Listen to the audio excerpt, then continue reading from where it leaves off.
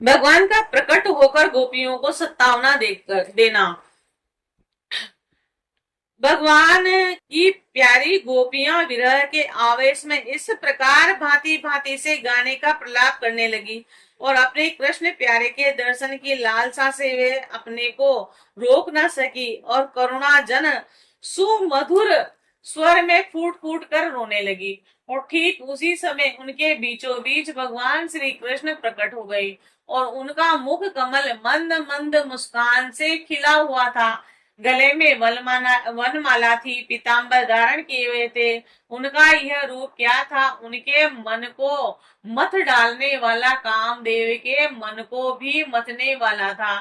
कोटि कोटि के कामों से भी सुंदर, परम मनोहर, प्राण वल्लभ श्याम सुंदर को आया देख गोपियों के नेत्र प्रेम और आनंद से खिल उठे जैसे शरद पूर्णिमा की चांदनी। वे सब की सब एक ही साथ इस प्रकार उठ खड़ी हुई कि मानो प्राणहीन शरीर में दिव्य प्राणों का संचार हो गया हो और शरीर के एक एक अंग में नवीन चेतना, नूतन स्फूर्ति आ गई हो। एक गोपी ने बड़े प्रेम और आनंद से श्री कृष्ण के कर कमलों को अपने दोनों हाथों में ले लिया और वह धीरे धीरे उन्हें सहलाने लगी और दूसरी गोपी ने उनके चंदन चर्चित भुज दंड को अपने कंधे पर रख लिया। तीसरी ने सुंदरी ने भगवान के चरणों को चबाया हुआ पान अपने हाथों में ले लिया और चौथी गोपी ने उनके हृदय में भगवान के विरह से बड़ी जलन हो रही थी, बैठ गई और उनके चरण कमलों को अपने वक्ष स्थल पर रख लिया। पांचवी गोपी ने पढ़ने कोप से विलह होकर भौवें चढ़ाकर दांतों के होठ दबाकर अपने कटाक्ष बाणों से बीधती हुई उनकी ओर ताकने लगी।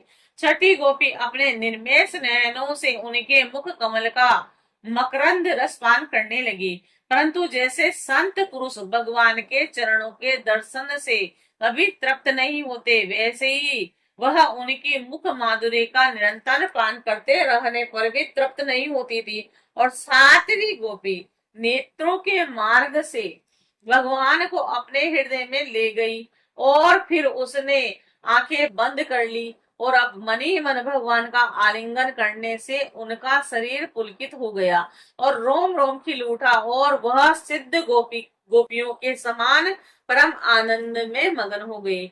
और जैसे मुमुक्ष जन परम ज्ञानी संत पुरुष को प्राप्त करके संसार की पीड़ा से मुक्त हो जाते हैं, वैसे ही गोपियों को भगवान श्री कृष्ण के दर्शन से परम आनंद और परम उल्लास प्राप्त हुआ और उनके विरह के कारण गोपियों को जो दुख हुआ था उससे वह मुक्त हो गई और शांति के समुद्र में डूबने उतरने लगी। यूं तो भगवान श्री कृष्ण अच्युत और एक रस है, उनका सौंदर्य और माधुर्य निरशक्त है, फिर भी वह विरह व्यथा से मुक्त हुई गोपियों के बीच में उनकी शोभा और भी बढ़ गई। ठीक वैसे ही जैसे परमेश्वर अपने नृत्य, ज्ञान, बल आदि शक्तियां सेवित होने पर और भी शोभायमान होता है, इसके बाद भगवान कृष्ण ने उन ब्रज सुंदरियों को साथ लेकर यमुना के कुलीन में प्रवेश किया और उस समय खिले हुए कुंदन और मंदार के पुष्पों की सुगंध लेकर बड़ी शीतल और सुगंधित मंद मंद वायु चल रही थी और उसकी महक से मतवाले होकर भोरे इधर उधर मंडरा रहे थे और शरद पूर्णिमा के चंद्रमा की चांदनी अपनी निराली छटा दिखला रही थी और उसी के कारण रात्रि के अंधकार का तो कहीं पता ही न था और सर्वत्र आनंद मंगल का ही साम्राज्य छाया था।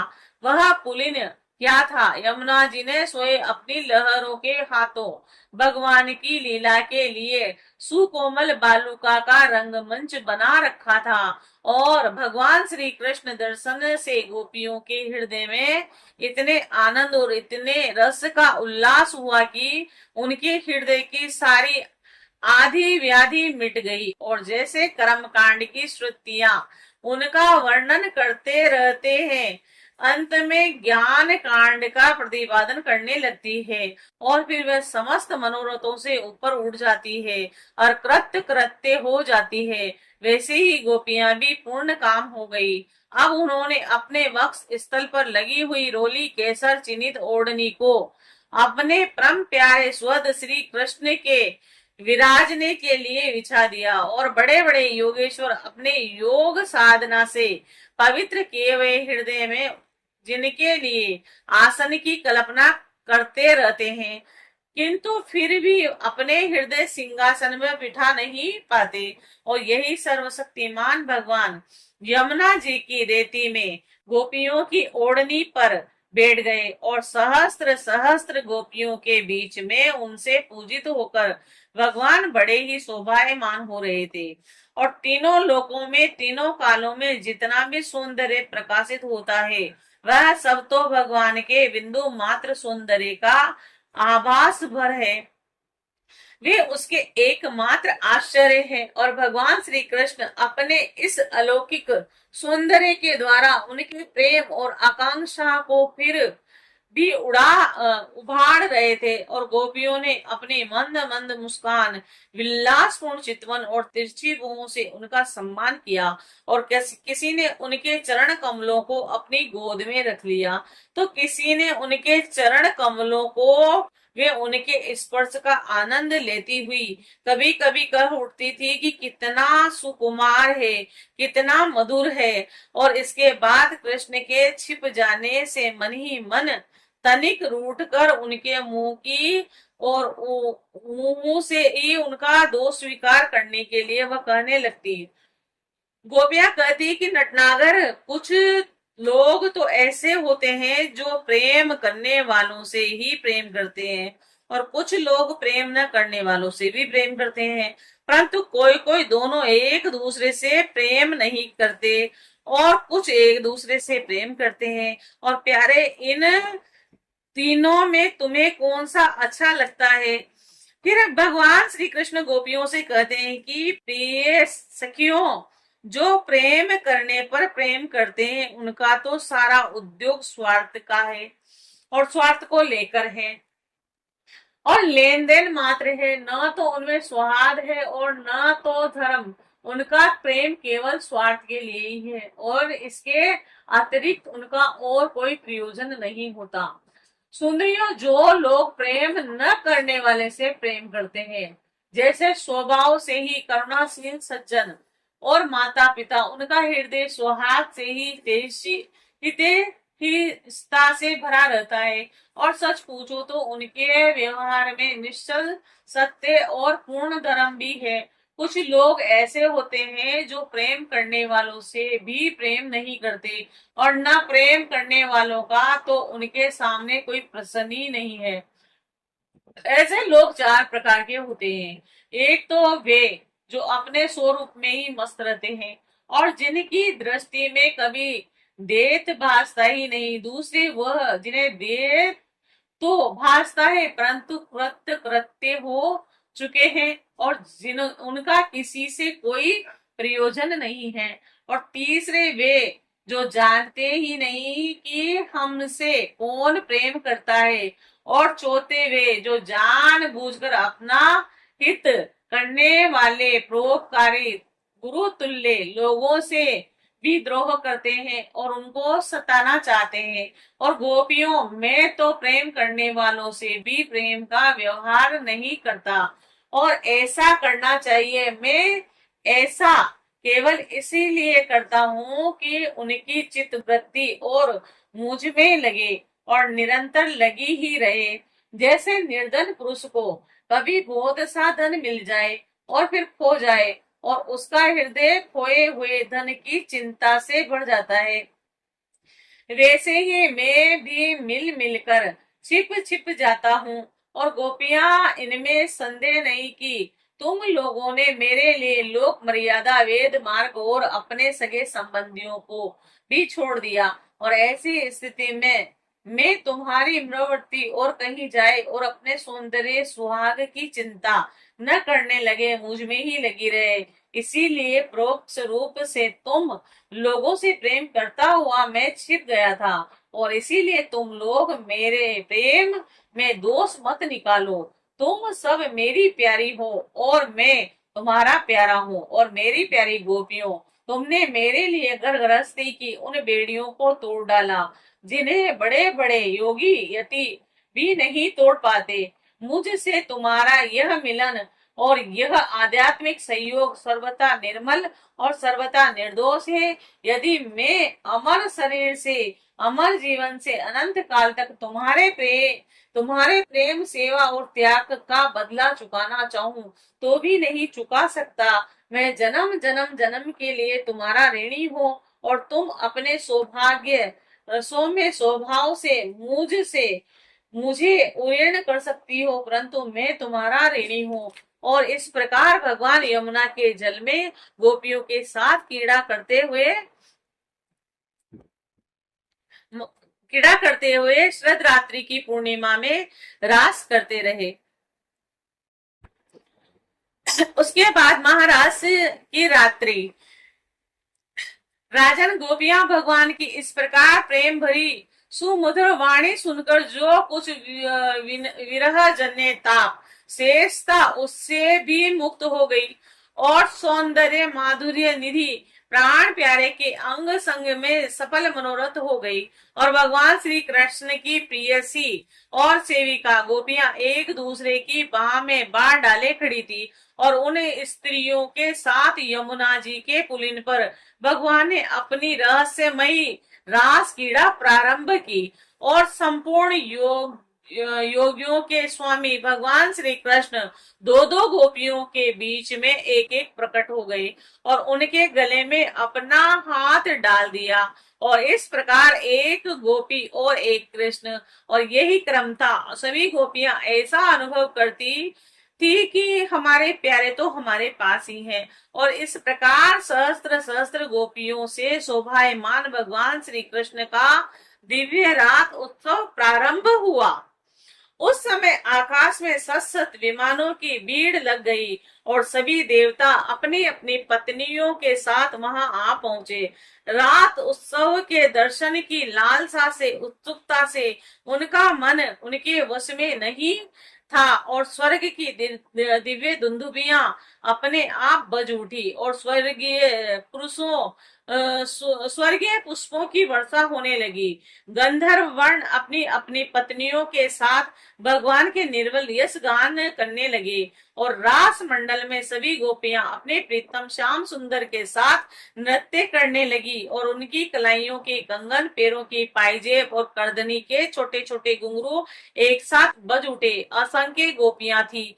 भगवान शंकर भी भगवान शंकर भी देवी पार्वती के साथ इस रास में आए हुए थे, और इसीलिए यह मधुर ध्वनि भी बड़े ही जोर की हो रही थी। और यमुना जी की रमण रेती पर ब्रज सुंदरियों के बीच में भगवान श्री कृष्ण की बड़ी अनोखी शोभा हुई। ऐसा जान पड़ता था कि मानो अंगित पीली पीली दमकती हुई स्वर्ण मणियों के बीच में ज्योतिर्मय नील मणि चमक रही हो। और नृत्य के समय गोपियां तरह तरह से ठुमक ठुमक कर अपने पांव कभी आगे बढ़ाती और कभी पीछे हटा लेती, और कभी गति के अनुसार धीरे धीरे पांव रखती, तो कभी बड़े वेग से, कभी चाकती और चाक की तरह घूम जाती, कभी अपने हाथ उठा उठा कर भाव बताती, तो कभी विभिन्न प्रकार से उन्हें चमकाती, कभी बड़े कलापूर्ण ढंग से मुस्कुराती, तो कभी भुएं मटकाती।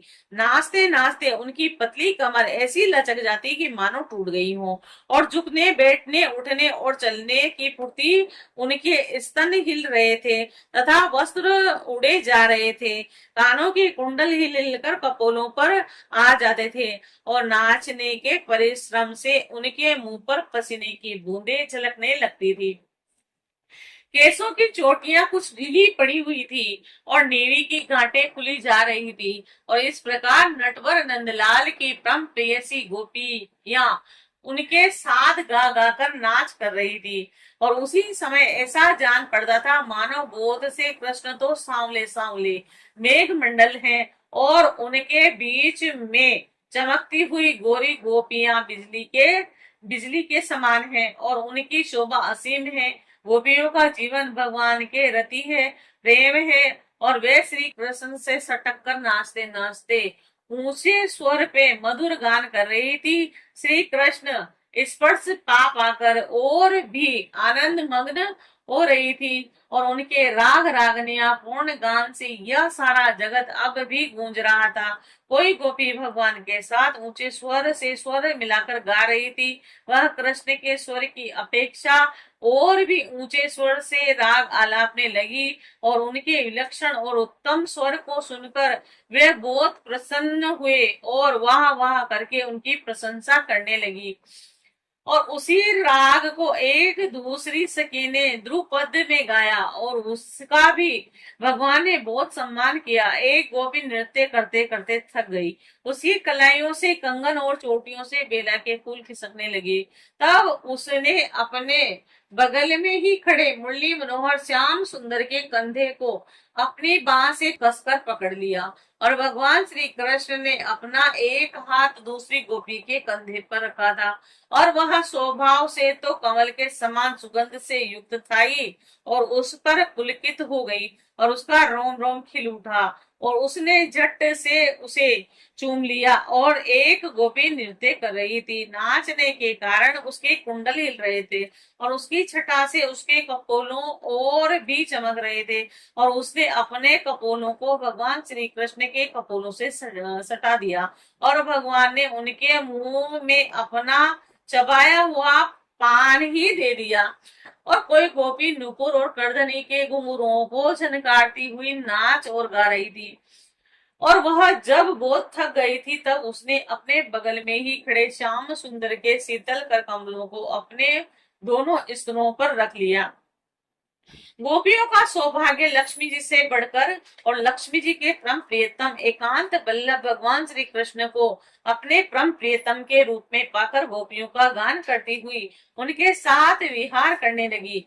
भगवान कृष्ण ने उनके गलों को अपने भुजा पास में बांध रखा था और उसी समय गोपियों की बड़ी पूर्व शोभा थी। उनके कानों में कमल के कुंडल शोभायमान थे और घुंघराली अलकों कपोलों पर लटक रही थी। पसीने की बूंदें झलकने से उनके मुख की छटा निराली हो गई थी। वे वे रास मंडल में भगवान श्री कृष्ण के साथ नृत्य कर रही थी। उनके कंगन पाइजे बाजे बज रहे थे और घोड़े उनके ताल सुर में अपना सुर मिलाकर गा रहे थे और उनके जूड़ों तथा चोटियों में गुथे हुए फूल गिरते जा रहे थे और जैसे नन्हा सा शिशु निर्विकार भाव से अपनी परछाई के साथ खेलता है वैसे ही रमा रमण भगवान श्री कृष्ण कभी उन्हें अपने हृदय से लगा लेते तथा कभी हाथ से उनका अंग स्पर्श करते और कभी प्रेम भरी तिरछी चितवन से उनका मुंह देखते तो कभी लीला से उन्मुक्त हंसी हंसने लगते। और इस प्रकार उन्होंने ब्रज सुंदरियों के साथ क्रीड़ा की और विहार किया और भगवान के अंगों का स्पर्श प्राप्त करके गोपियों की इंद्रियां प्रेम और आनंद से विहल हो गई और उनके केस बिखर गए, फूलों के हाथ टूट गए, गहने अस्त व्यस्त हो गए और वो अपने केस वस्त्र और कंकु की को भी पूर्णता संभालने में असमर्थ हो गई। और भगवान श्री कृष्ण यही रास कीड़ा देखकर स्वर्ग की देवांगनाएं भी मिलन की कामना से मोहित हो गई और समस्त तारों और ग्रहों के साथ चंद्रमा चकित विस्मित हो गए। और प्रक्षित यद्यपि भगवान आत्माराम है, उन्हें अपने अतिरिक्त और किसी की भी आवश्यकता नहीं, फिर भी उन्होंने जितनी गोपियां थी उतने ही रूप धारण किए और खेल खेल में उनके साथ इस प्रकार विहार किया। जब बहुत देर तक गान और नृत्य आदि व्यवहार करने के कारण गोपियां थक गई तब करुणा में भगवान श्री कृष्ण ने बड़े प्रेम से स्वर अपने सुखद कर कमलों के द्वारा उनके मुंह पहुंचे और भगवान के कर कमल और नख स्पर्श से गोपियों को बड़ा आनंद हुआ और उन्होंने अपने उन कपोलों के सौंदर्य से जिन पर सोने के कुंडल झिलमिला रहे थे और घुंघराली अलके लटक रही थी तथा उस प्रेम भरी चितवन से जो सुधा से भी मीठी मुस्कान से उज्जवल हो रही थी, और भगवान श्री कृष्ण का सम्मान किया और प्रभु की परम पवित्र लीलाओं का गान करने लगी। और इसके बाद जैसे थका हुआ गजराज किनारों को तोड़ता हुआ हथनियों के साथ जल में घुसकर कीड़ा करता है, वैसे ही लोक और वेद की मर्यादा का अतिक्रमण करने वाले भगवान ने अपनी थकान दूर करने के लिए गोपियों के साथ जल क्रीड़ा करने के उद्देश्य से यमुना के जल में प्रवेश किया। और उस समय भगवान की वनमाला गोपियों के अंग की रगड़ से कुछ कुचल सी गई थी, और उनके वक्ष स्थल की केसर से वह रंग भी भीग गई थी, और उनके चारों ओर गुनगुनाते हुए भौरे उनके पीछे पीछे इस प्रकार चल रहे थे कि मानो गंधर्वराज उनकी कीर्ति का गान करते हुए पीछे पीछे चल रहे हो। और यमुना जल में गोपियों ने प्रेम भरी चितवन से भगवान की ओर देखकर हंस हंसकर उन पर इधर उधर से जल की बौछार को बौछारें डाली।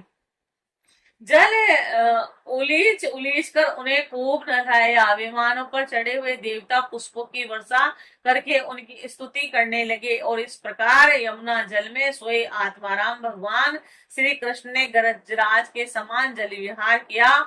और उसके बाद भगवान श्री कृष्ण ब्रजयुवतियों और भौरों की भीड़ से गिरे हुए यमुना तट के उपवन में गए, और वह बड़ा ही रमणीय था। और उसके चारों ओर जल और स्थल में बड़ी सुंदर सुगंध वाले फूल खिले हुए थे। उनकी सुवास लेकर मंद मंद वायु चल रही थी, और उनमें भगवान इस प्रकार विचरण करने लगे जैसे मदमस्त गजराज हथनियों के झुंड के साथ घूम रहा हो।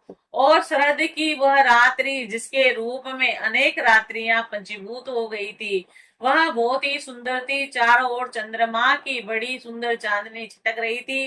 काव्यों में शरद ऋतु की जिन रस सामग्रियों का वर्णन मिलता है, उन सभी में वह युक्त थी। और उनमें भगवान श्री कृष्ण ने अपनी प्रियसी गोपियों के साथ यमुना के पुलिन यमुना जी और उनके उपवन में विहार किया। और यह बात रमणीय रखनी चाहिए कि भगवान सत्य संकल्प है, और यह सब उनके चिंतनमय संकल्प की ही चिंतनमय लीला है। और उन्होंने इस लीला में काम भाव को, उनकी चेष्टाओं को तथा उनकी क्रिया को सर्वथा अपने अधीन कर रखा था, और उन्हें अपने आप में कैद कर रखा था। और भगवान श्री कृष्ण सारे जगत के एकमात्र स्वामी हैं। उन्होंने अपने अंश बलराम जी के सहित पूर्ण रूप से अवतार ग्रहण किया था, और उनके अवतार का उद्देश्य यही था कि धर्म की स्थापना हो, अधर्म का नाश हो, और ब्राह्मण वे धर्म मर्यादा के बनाने वाले उपदेश करने वालों के रक्षक थे। फिर उन्होंने स्वयं धर्म के विपरीत परिस्थितियों का स्पर्श कैसे किया। मैं मानता हूँ कि भगवान श्री कृष्ण पूर्ण काम है, और उन्हें किसी भी वस्तु की कामना नहीं थी। फिर भी उन्होंने किस अभिप्राय से यह निंदनीय कर्म किया, ब्रह्मा मुनिवर आप कृपा करके बताइए। शुक्रदेव जी ने कहा कि सूर्य अग्नि आदि ईश्वर समस्त कभी कभी धर्म का उल्लंघन और साहस का काम करते देखे जाते हैं, परंतु उन कर्मों से उन तेजों और पुरुषों को कोई दोष नहीं होता। देखो, अग्नि सब कुछ खा जाता है, परंतु उन पदार्थों के दोष में लिप्त नहीं होता। और जिन लोगों में ऐसी सामर्थ्य नहीं, उन्हें मन से भी वैसी बात कभी नहीं सोचनी चाहिए। शरीर से करना तो दूर रहा, यदि मृतावर्ष ऐसा कोई काम कर बैठे तो उसका नाश हो जाता है। भगवान शंकर अलाहल विष पी लिया था, कोई दूसरा पिए तो वह जल कर भस्म हो जाएगा। और इसीलिए इस प्रकार जो शंकर आदि ईश्वर है, अपने अधिकार के अनुसार उनके वचन को ही सत्य मानना और उसी के अनुसार आचरण करना चाहिए। उनके आचरण का अनुकरण तो कहीं कहीं ही किया जाता है। इसीलिए बुद्धिमान पुरुष को चाहिए कि उनका जो आचरण कर उनके उपदेश के अनुकूल हो, उसी को जीवन में उतारें। और परीक्षित वे सामर्थ्यवान पुरुष अहंकारहीन होते हैं।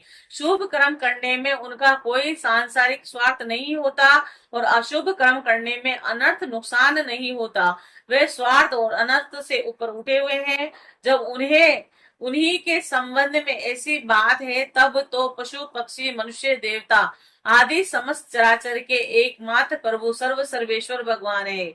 उनके साथ मानवीय शुभ और अशुभ का संबंध कैसे जुड़ा जा सकता है? और जिनके चरण कमलों के रज का सेवन करके भक्त जन तृप्त हो जाते हैं, उनके साथ योग प्राप्त करके उसके प्रभाव से योगी जन अपने सारे कर्म बंधन काट डालते हैं, और विचारशील ज्ञानी जन जिनके तत्वों का विचार करके सत्य रूप हो जाते हैं, वे समस्त क्रम बंधनों से मुक्त होकर स्वच्छंद विचरण करते हैं। वे भगवान अपने भक्तों की इच्छा से अपना चिंतनमय श्री विग्रह प्रकट करते हैं।